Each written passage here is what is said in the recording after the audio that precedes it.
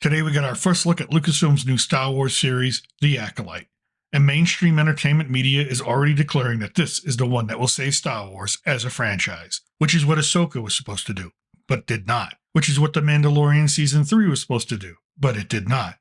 Which is what the Obi-Wan Kenobi series is supposed to do, but it did not. So The Acolyte is the next one up to the plate. From former personal assistant to Harvey Weinstein, Leslie Hedlund, this much maligned series, which was rumored to have been canceled at one point, which is rumored to have spent hundreds of millions of dollars on production, and which has been mired in the culture war because of statements by the cast and, more specifically, Hedlund herself, will finally debut on June 4th. After watching the trailer, I have some good thoughts and some criticisms. First, the good. You can definitely tell they spent the money on production value. The trailer, visually, looks good. It is gritty, dark, well-designed. The visual effects look top tier. So stylistically, the trailer gives Disney a win. Unfortunately, that's kind of where it ends in terms of being a Star Wars series. Although we do not know much about the plot, except that the Jedi are being killed off by a mysterious stranger, we do know the following because Hedlund herself told us. 1. The series will move away from George Lucas's vision of Star Wars because, according to Hedlund, he represents misogyny. 2. Expect there to be breaks in canon and legacy because Hedlund hired writers who have never consumed any Star Wars media in their life, some not even knowing Luke and Leia were brother and sister. 3.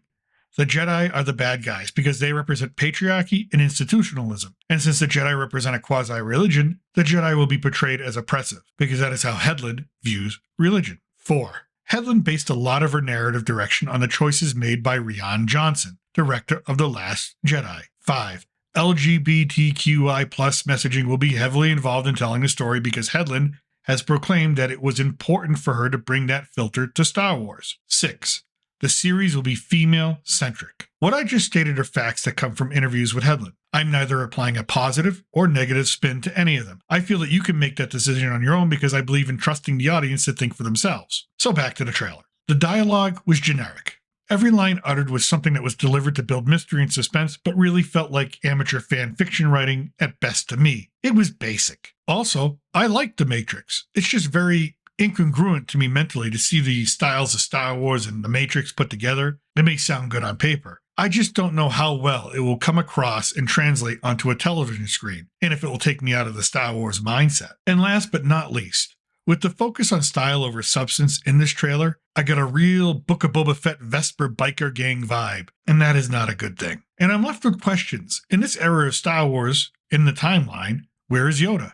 Where is Darth Plagueis? They would be active, alive, and most likely front and center of any Jedi-Sith struggle. Are we going to get those characters, or are they going to be omitted because this is a female-centric show? Now, don't get me wrong. Ahsoka, Asajj Ventress, Mara Jade, all badass Force users, and when done right, they are some of the best characters in the expanded universe. So the female thing does not bother me, unless it's female to make a point, to send a message. Then we move away from entertainment into social engineering and agenda setting. Anyway, those are my thoughts on the trailer and the upcoming show, The Acolyte. Let me know what you thought of the trailer in the comment section below.